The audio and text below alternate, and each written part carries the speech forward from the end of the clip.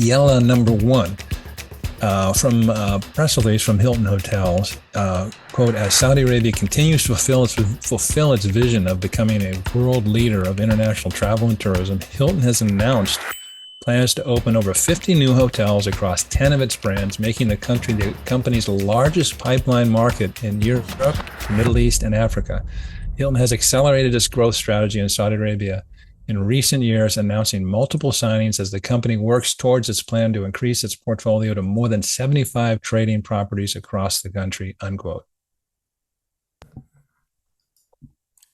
What's cool about this too is not just that they will be building more Hiltons, but they're expanding the different offerings. So there's a Conrad Hotels and Resorts that is going to be part of Riyadh, really outside, a little bit outside of downtown, but Conrad Riyadh, Laysan Valley, which is, I guess now kind of in downtown Riyadh. Riyadh's so big. Yeah. Laysan Valley is kind of one of the cooler areas. That's set to open in 2025. And the press release noted that Hilton's growth is continuing in secondary cities, and they're going to be going with Abha Hilton, the Point Residences, and Canopy by Hilton, the Point, which will be opening in 2026. So yeah, more offerings for tourists and business travelers and visitors to Saudi Arabia from Hilton, which is I think a great brand. So I agree. I mean, that's spot on. I mean, the latest hotel signings for Saudi Arabia include top of the line Waldorf Astoria, but it also includes DoubleTrees and Hamptons, and Saudi Arabia needs more of those mid-level opportunities and options. The other thing I loved about this was that it's the company's largest pipeline market in Europe, Middle East, and Africa. I mean, for the longest time, people say, well, why don't you invest in Saudi Arabia? And from a multinational corporation, Saudi Arabia was always looked at as, what's the margin return compared to the rest of the globe? And a lot of times it wasn't sufficient to come to Saudi Arabia. And so it's neat that, as Hilton looks at its whole Europe, Middle East, Africa markets, that Saudi Arabia is considered a place where you want to invest because the margins are sufficient and attractive enough. I mean, that says a lot. That's very encouraging. The DoubleTree by Hilton in Riyadh, KAFD, I've stayed there a few times, it's pretty much brand new. It's really nice, really cool. And it's right outside CAFT, so you can get down into sort of Al Olia Street easily. Yeah. It's a good hotel and cool location. Yella number two, the Saudi Data and Artificial Intelligence Authority, in cooperation with Google Cloud, continues to train 1,000 women representing 28 countries in the fields of data and AI, according to a report by the SPA. The training initiative is part of the first phase of the, quote, Elevate program, end quote, the world's first of its kind, which will last for 5 years to skillfully train over 25,000 women from various nations in advanced technical domains. Commencing in early May 2023, the first phase of the Elevate program extends over nearly 4 months, during which trainees go through 4 different online training levels. This is a good one. And we both like this one when we were swapping Yella options. I like it. I just love it when the U.S. corporate does good. And this is something, I mean, the numbers are really impressive, 25,000 over 5 years. But just this first group going through, the number of specialists in the technology field during the first phase reached 300 trainees, while non-specialists numbered around 700. Representatives from various countries, obviously Saudi, but all the way from UAE, the GCC states, but to Egypt, Jordan, Brazil, Gambia, Vietnam, Uganda, Lebanon, Lesotho, Iraq, Tunisia, Moldova, Uzbekistan, Liberia. I mean, again, not only is it good on Google, but also, this terrific to see this sort of gathering place for the world in terms of young women trying to upskill in Saudi Arabia. That's a great precedent. And good on domain name offer organizations for opening up a Saudi-based .ai domain name.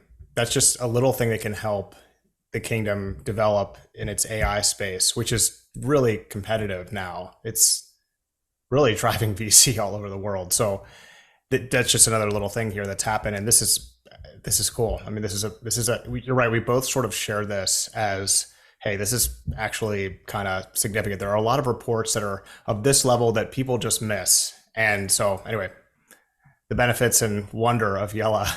So Richard. we're just plumping for Google today. We both use its AI, Bard, Mm-hmm. and now they're upskilling women in Saudi Arabia. Well done, Google. We'll call this the Google episode. Or Alphabet, yeah.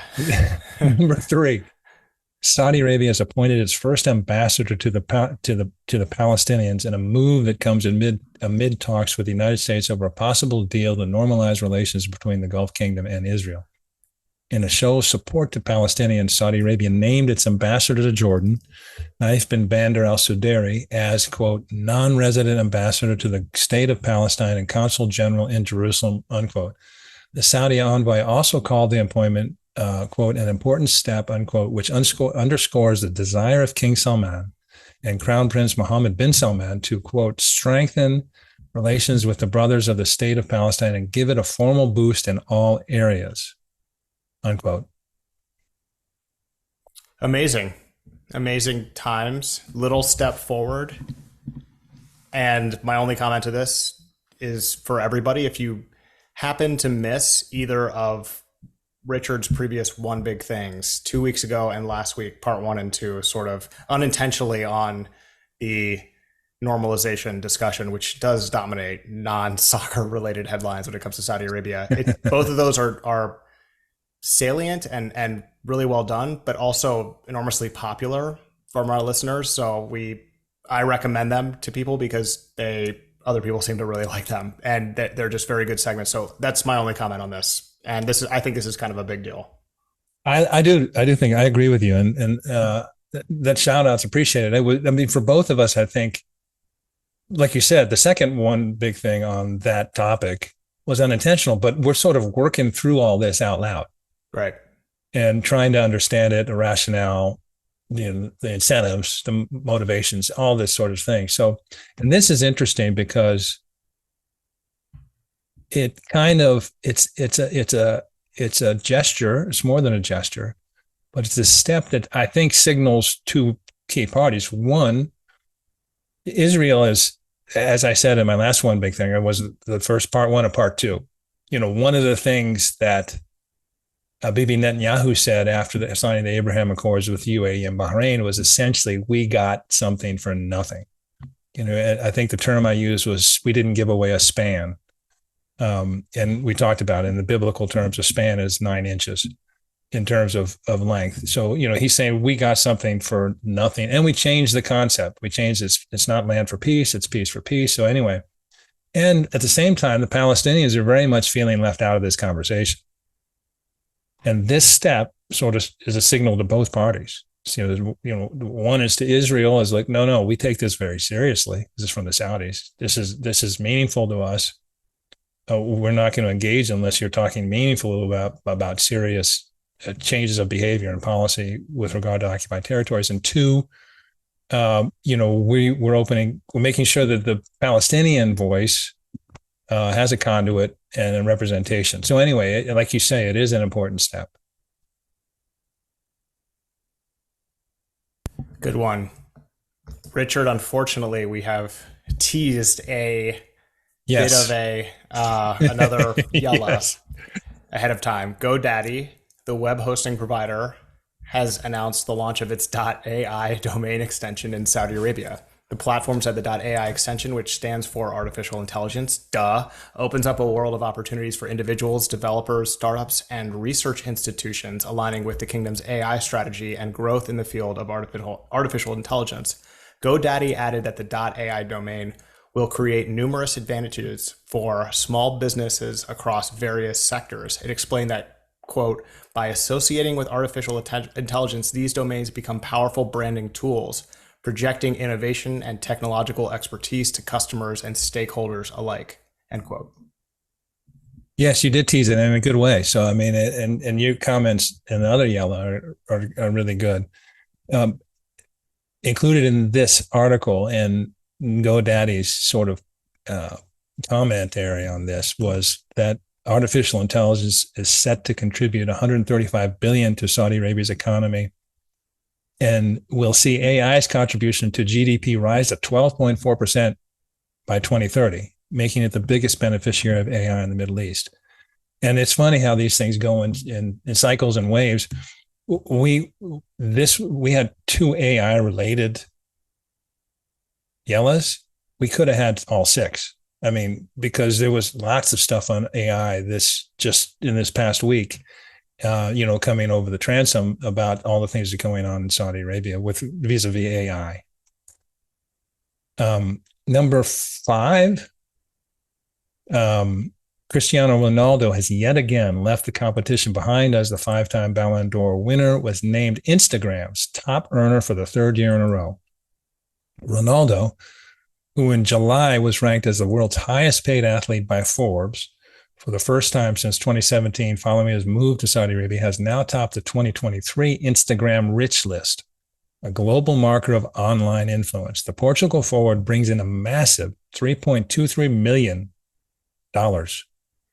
per Instagram post, according to Hopper HQ, as he nears 600 million followers on the social media platform. To a little surprise, Ronaldo's closest rival on this is Lionel Messi, the Argentina World Cup winner, attracting almost $2.6 million for each post. I know this is not how it works, but if I were to get paid $3.23 million per Instagram post, people would be getting spammed all day, every day with every little thing that I was doing. And, what's also interesting and kind of related to this story is another story came out pointing out that Lionel Messi chose the U.S. Soccer League, MLS, over Saudi Arabia, but had a, serious look at both leagues. He still is a paid tourism ambassador for Visit Saudi. 25 mil a year. 25 mil a year. So it's kind of cool. He actually gets the benefits of both. He still gets the Saudi money to promote Saudi Arabia as an emerging tourism destination. And I will note that he has visited Saudi Arabia several times over the past few years, and he does these photo shoots, which are so cool, actually. He did one, I believe, in Diriyah or near Diriyah, and he did one in Al Ula. If I may be off on those, I'm sure people will let me know. But those photo shoots are cool, and they're used in advertisements all over the world for visiting Saudi Arabia. So this is cool, and this is all part of Saudi Arabia's sort of soft power approach to updating people's perceptions of it as it changes. So it's pretty cool, and I will take half that, and I'll post anything you want from my Instagram handle at Lucian Ziegler. It isn't, you actually sort of reference this. We talk about Saudi football. We have to come back to it because their season has started, and they've gotten some more transfers. And apropos to this, Neymar, who just signed with Halal, reportedly he's getting paid 430 pounds, 430,000 pounds. I take that, 430,000 pounds for every post on his Instagram that promotes Saudi Arabia.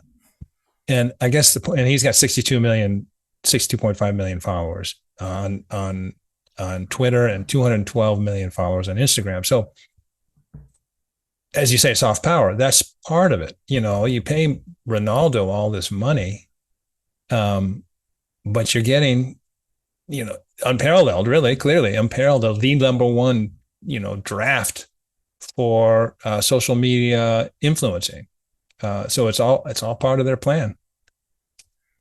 And it works very well. A lot of people aren't reached as effectively or at all by traditional media sources.